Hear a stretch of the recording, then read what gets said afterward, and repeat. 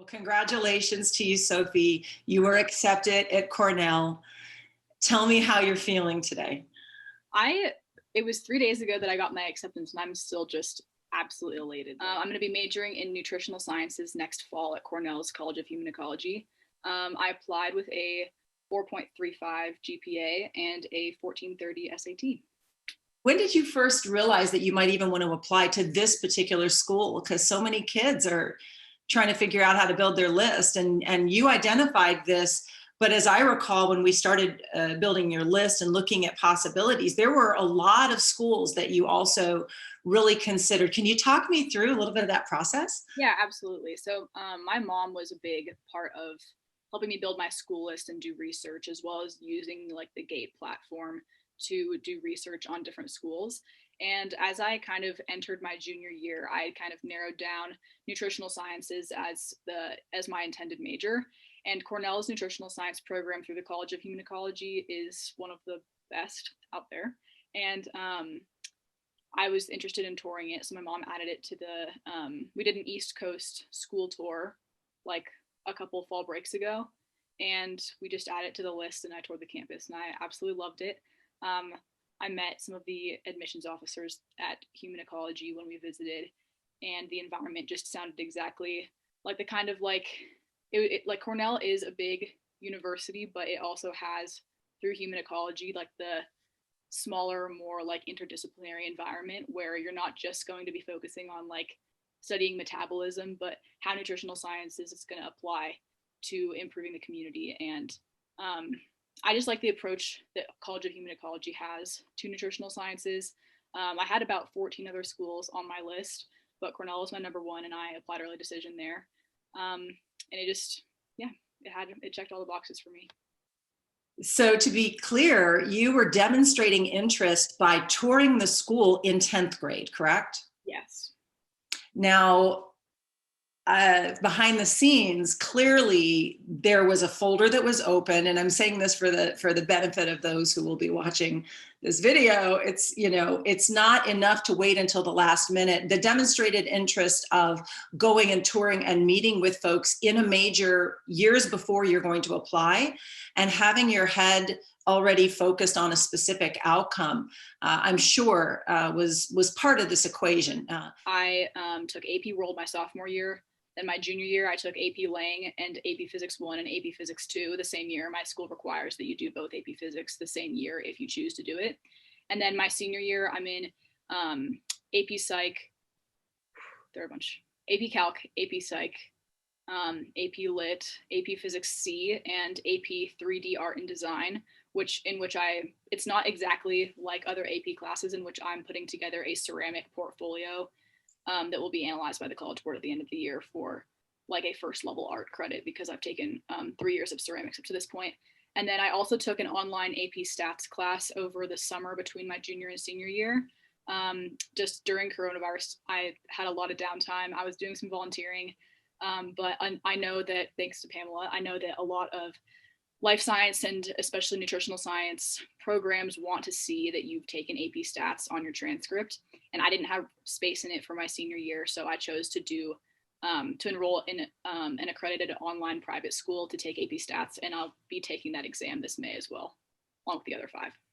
Amazing. So much strategy that you just shared there that I will make sure that we underscore for folks watching this. So summertime is really important. What happens in the summertime is an opportunity that you don't want to miss. And online coursework is an important piece. And depending on the major, there are courses. Very often kids will say, well, my school didn't offer that. And what folks need to understand is that it doesn't matter if the school offers it, because we live in the world of the internet where there are online programs.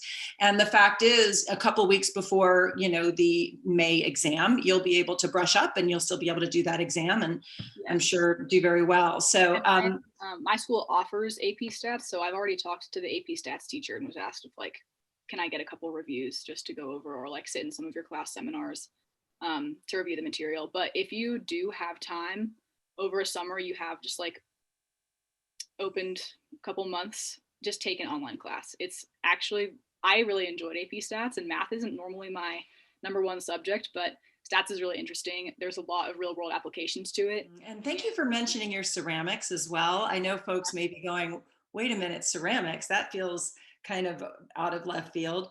But the well-rounded nature and the fact that you do have that artistic side, you also have an entrepreneurial side, you have a lot of dimension to your application. And I think that that served when we got to the essays. So I chose prompt number 5 on the Common App, which I believe is explain a challenge that you've overcome and how you grew from it, developed from it, etc. And I was talking about how I improved my relationship with my body and myself by studying health and by becoming dedicated to cross country and my own well-being. And that I was kind of on a journey throughout high school to improve my relationship with myself, and that health and like studying nutrition has been like kind of a remedy and like a solace for me, and how I want to study that for the rest of my life to I don't know, I just found a real passion for that through my journey. So I kind of explained that throughout my personal statement. And then my human ecology specific essay was about how doing community service also kind of opened my eyes to the fact that most people in the world don't have access to the nutrition that they need, and that like a degree in nutritional sciences could potentially remedy some of those problems, and how that kind of furthered the implications of just not just nutrition for yourself, but for people around you, and how that can connect to outreach. So I explored that topic in my human ecology specific essay, which was the supplemental for Cornell. Yes, and we talked about the fact that the major in particular needs to be connected to what you're here to give, not get.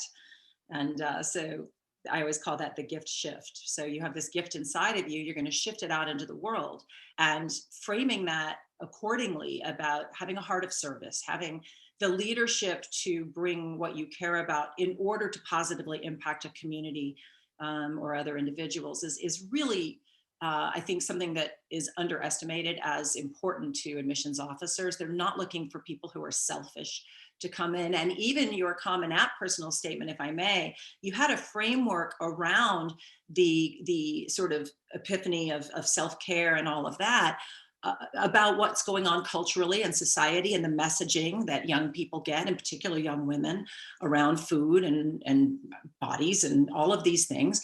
And I think having that ability to simultaneously look from 30,000 feet at a problem, and then also have the vulnerability, measured vulnerability, to talk about how, and then to weave the narrative thread and tie that to the major. Like, this is art. This is complex. It definitely did take a lot to put down a lot of the words I was putting into my personal statement. And Pamela also helped with the like appropriate amount of vulnerability. And it was like a eye-opening experience for me to write it too. And it's like writing something, like letting admissions officers in and seeing something personal, like where did your passion for what you want to study, where did that come from? That was the goal I was trying to achieve with my essay. And yeah, it paid out, I guess. Can you talk for a moment about your AP journey? So many students are wondering how much rigor that you had to bring in. I understand that there was honors in 9th grade, but no AP, 10th grade, 1 AP, 11th grade, 2 APs, but now in senior year, you're doing 5 APs plus the one you did over summer, correct? So I did 3 APs during my junior year. 3 in junior, okay. And were you mindful about picking those courses to tie to the major, or were you a little bit more just trying to experience a lot of different courses? So I hadn't really decided on my major of nutritional sciences until I was sort of entering my junior year. So up to that point, the AP classes that I was taking were just out of personal interest in the subjects. I took AP Physics because the AP Physics teacher came into my honors chem classroom my sophomore year and pitched the class to us. And like a lot of the applied math paired with the workings of the world sounded really interesting. And I am not doing anything related to physics. It's really, really tough class. But I'm in Physics C this year because I enjoyed her class in that journey. But The only AP class that I would say I chose specifically because of my nutritional sciences major was AP Stats. A lot of life science programs in college want to see AP Stats on your transcript and that you have capabilities in that subject, and I enjoyed taking it over the summer. But other than that, the rest of my APs were just out of interest in the subjects. Yeah. So if you had any advice that you could give a student, let's say they're in ninth or 10th grade right now, looking back, what advice would you give these students and maybe their moms and dads as they're thinking about this process? Um, I would say definitely don't like force yourself to study something just for the sake of choosing a subject. Like really look around the classes that you've taken, the subject matter that you've enjoyed, and like kind of do some research on the potential fields you could enter or majors that connect to those subjects. And from that point on, choose classes that will further your knowledge of those things so you're more prepared to study them should you choose that as an undergraduate major. But there's not pressure to figure out what you're going to do with your entire life by the time you're 15. Keep your eyes open and pay attention for subjects that you could see yourself thriving in, or you could see yourself sort of expanding on the knowledge you've already been given, like in the classes that you've taken. I love that it really is focused upon exploration, because what the message we don't want anyone to get here is you need to know by the time you're 14. That's ridiculous. Of course. But at the same time, waiting until you're 17 to begin to try to fit things together and be able to present an application with any kind of cohesion based on what you did in high school. That's a pretty big mistake that I see all the time. Students that come to me way too late, and there was not enough there for us to be able to put together my favorite part. So let's talk about the essays. Talk to me a little bit about your experience with putting your essays together and sort of what that process looked like practically, as well as whatever that emotional journey may have been. So I started working on my essay this summer before my senior year. I started talking to Pamela like in July. We were brainstorming some ideas. And I'd pretty much solidified on a topic for my common application personal statement by mid-July, and started coming up with an outline throughout the fall and then finalizing it by September. And then my Cornell specific human ecology essay, which was a 650 word essay. It wasn't like Cornell's not a school that breaks their supplementals into 200 word segments. They want you to write basically another personal statement. I was working on that throughout October, had Pamela look over it and help me with some ideas. And then I submitted my application at the end of October. And doing that early enough in summer freed you up to be able to not hit this very AP intensive senior year without all of that additional pressure, because I'm quite sure that there were at least half a dozen drafts of both of those essays you've just described. I have a document full of things that I've cut from essays and that I rework and that I put back in for different supplementals. And it's just like 7 pages of a brain dump, basically. And it was definitely a process trying to put down the right words. And I gave myself a lot of time for my personal statement. But getting it done by September was probably the best decision that I made during this process, because when you're finalizing your college list, and especially if you're applying to like between 10 and 20 schools, like I did and like a lot of my peers did, you want the flexibility to apply a lot of energy to your supplementals, because each school might have 2 to 3 supplementals, and you want to put a lot of energy into that to put your best face forward on that as well, so that the school knows you care about applying to them. And you want your Common App personal statement to be really solidified by the time you're working on your supplementals.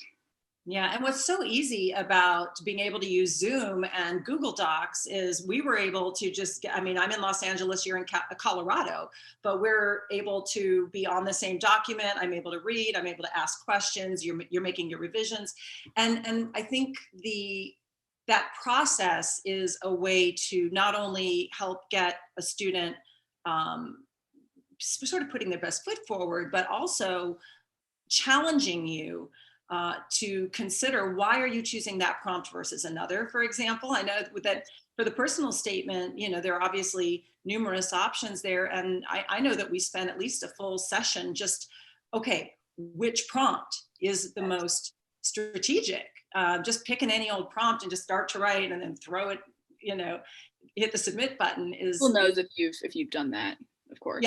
yeah, exactly. So that process is quite streamlined, and I personally am really glad for that, because I've been doing this long enough that I remember the pre-Zoom days and literally sitting next to students with paper and pen, and this is a much more streamlined way to do it. Talk to us a little bit about your career aspirations. So obviously connecting a major to a career is the goal. And I know a little bit about this, but I'd love to hear you share it. Where you're planning to make your impact in the world. Sure. So I sort of solidified my interest in nutritional sciences by the time I was entering my junior year. And I have run cross country for 4 years. I work at a health food bar. I volunteer at a food bank. I was starting to connect all those things and realize that they were all kind of pointing at a career in health. And I see a lot of potential jobs in the nutrition science field. I could go into like athletic training, physical therapy. I could do advisement. I can become a registered dietitian potentially.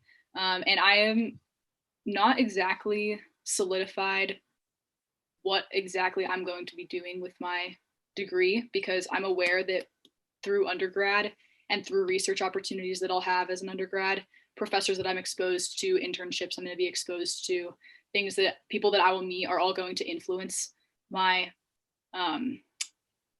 influence the direction of my path in the future, so to say. So I'm keeping my mind open. I have a very strong passion for that subject and know that a lot of fields will probably satisfy my need to research and to study food and metabolism, but it's such a growing field that it's hard to pinpoint exactly where I'm going to be headed from right now. So I'm keeping an open mind on that, I guess. Love it, because exactly what you said about back in 10th grade when you were starting to explore for undergrad. Now in the undergrad, you're exploring for, okay, what will be postgraduate? Will I do a master's? Will I do a PhD in something? Who knows what you may end up doing? But the fact that you have narrowed the scope from everything in the world down, I think is really wonderful. And I know one of the things that we did when you were first talking about majors is I remember going through inside the GATE platform, we were looking at all the different broad majors and sub majors and talking about impaction, right? And that impacted majors make it much more challenging to get into an Ivy League school like Cornell. So being very specific is actually one of the tactics that people want to really think about and be aware of, right? Absolutely. Yeah, I'm so excited for you. I am so proud of you. I do remember when we very first met, I met your mother at an event. So she had come and seen me presenting down in Culver City in West LA. And I think a year went by before we finally reconnected. And then we started this entirely Zoom. You and I have never even been in a room together, but we've been working together. You and I engaged in 10th grade. And so much of the strategy that you've been employing has been connected to things that you may not have known otherwise. I was going to just say that the idea to take an AP stats class over the summer to demonstrate continued education over coronavirus was absolutely your idea. And I can say that paid off really well. Thank you for that. Well, I appreciate that. And of course, I'm very lucky because I own Valley Prep Tutoring. When a student needs support on any of that kind of stuff, I've got a great staff I can connect them to. And there's never any pressure on that, but it's nice for you to know that like it's literally a text message to Pamela and then whatever you need, and everybody's there to make sure you've got the support that you need. Well, this is just, a fantastic outcome. Early decision, just to be clear, is a binding contract. And so for those who may not know that are watching this, early action, many students will apply to 6 or 8 schools early action because they have the option to still try other things. When you applied ED, you were basically proposing marriage, right? You were saying, if you say yes to me, I will say yes to you. And in this case, they said yes. And you never have to think about this again for the rest of your senior year. And it is only December. That is a good feeling.